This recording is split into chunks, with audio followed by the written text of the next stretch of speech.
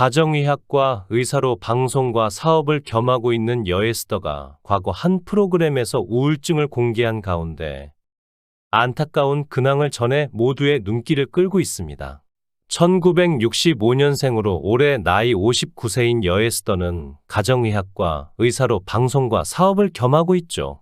그는 유산균 등 영양제 사업으로 크게 성공해 연 매출 1,000억 원에 달하는 성공을 거둔 바 있습니다.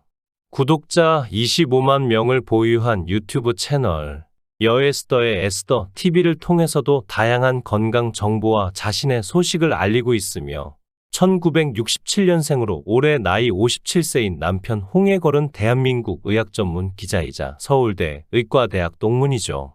의사라는 직업의 모든 걸 다 가진 것 같던 그녀도 우울증을 앓고 있었는데 여에스더는 한 프로그램에 출연해 자신의 우울증에 대해 고백한 바 있는데요. 2022년 3월 25일 방송된 MBN 예능 신과 한판에 출연한 여에스더는 우울증은 타고나는 기질이 있는데 그걸 발병시키는 성냥불을 긋는 사건들이 있어야 해요. 라고 운을 뗐습니다.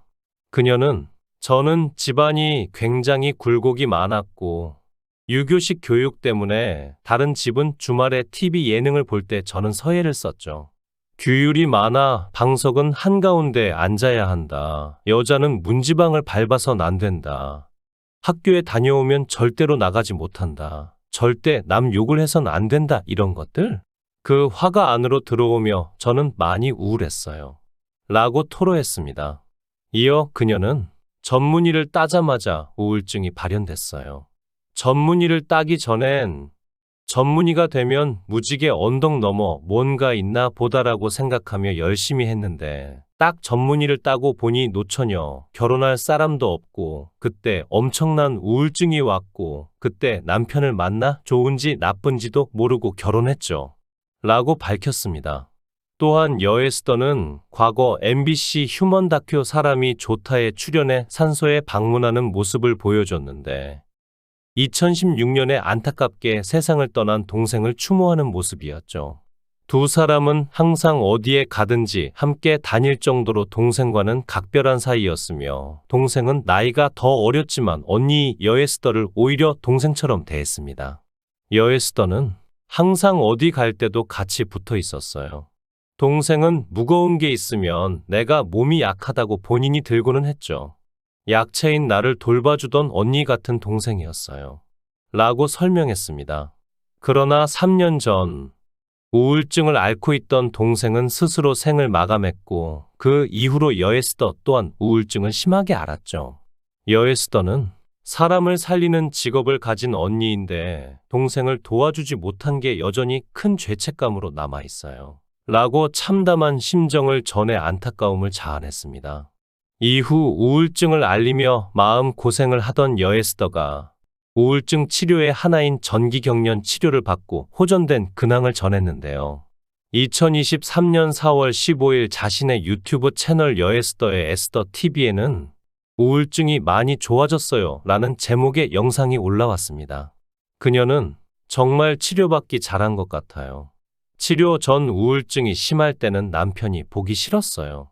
음식을 과식하는 것도 보기 싫고 화장실에서 물 떨어뜨리면서 집안을 돌아다니는 것도 보기 싫었죠. 현재 치료받고 3달이 넘었는데 지금은 남편이 너무 예뻐 보여요. 라고 전했습니다.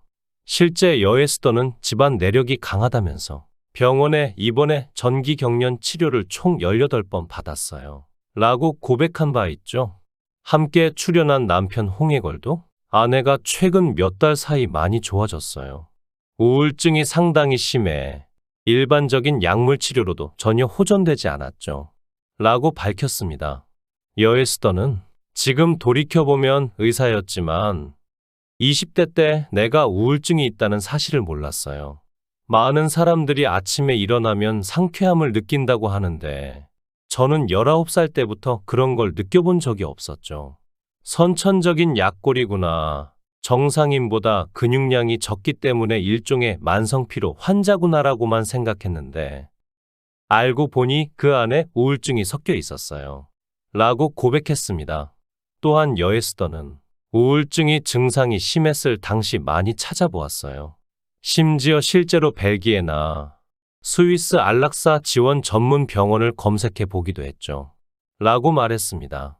이어, 그러나 절대 해선 안 되는 행동이란 걸 너무나 잘 알고 있었기 때문에 적극적으로 우울증 치료를 받고 있어요. 라고 설명했죠. 그녀가 받은 전기경련요법은 1938년 이탈리아에서 정신질환 환자를 위한 치료법으로 처음 사용된 이래로 사용되어 온 치료법입니다. 내시경 수술과 다르지 않은 시술로 30분도 채 걸리지 않으며 또한 환각, 망상 등의 증상이 잘 조절되지 않는 난치성 정신분열증과 불응성 조울병에도 우수한 효과를 보였죠. 우울증의 약물 치료는 효과가 나타나기까지 2, 3주가 걸리지만 전기경련요법이라면 매우 빠르게 효과가 나타나며 2, 3주 후 퇴원이 가능합니다.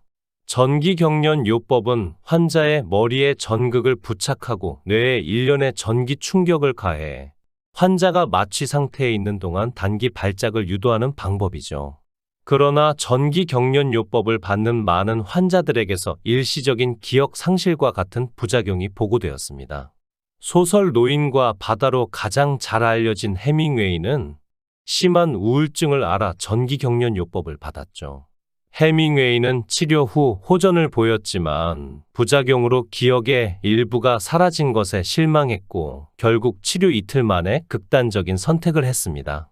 해밍웨이의 우울증은 유전적인 것으로 직계 가족 5명이 스스로 생을 마감한 것으로 알려져 있죠.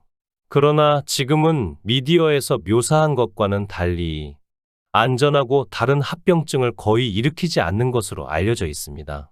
실제로 여에스더 역시 자신의 유튜브를 통해 전기경련요법의 단점은 지난 6, 8개월의 기억이 사라진다는 점이에요. 그런데 이건 시간이 지나면 다시 돌아오죠. 라고 말했습니다. 이어 이 치료의 조울증에 대한 효과는 근본적으로 손상돼 있거나 잘못된 뇌의 기전을 조금 바꿔주는 역할이에요. 라고 설명했죠. 여에스더의 우울증을 접한 누리꾼들은 여에스더 평소에 밝아 보여서 몰랐는데 글루타치온 설명 잘 듣고 있어요. 힘내세요.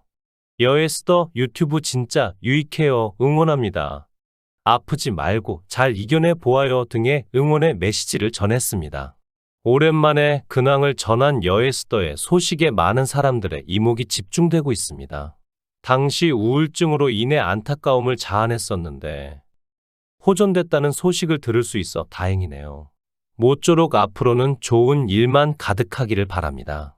시청해 주셔서 감사합니다. 구독, 좋아요, 알림 설정 부탁드리겠습니다. 좋은 하루 보내세요.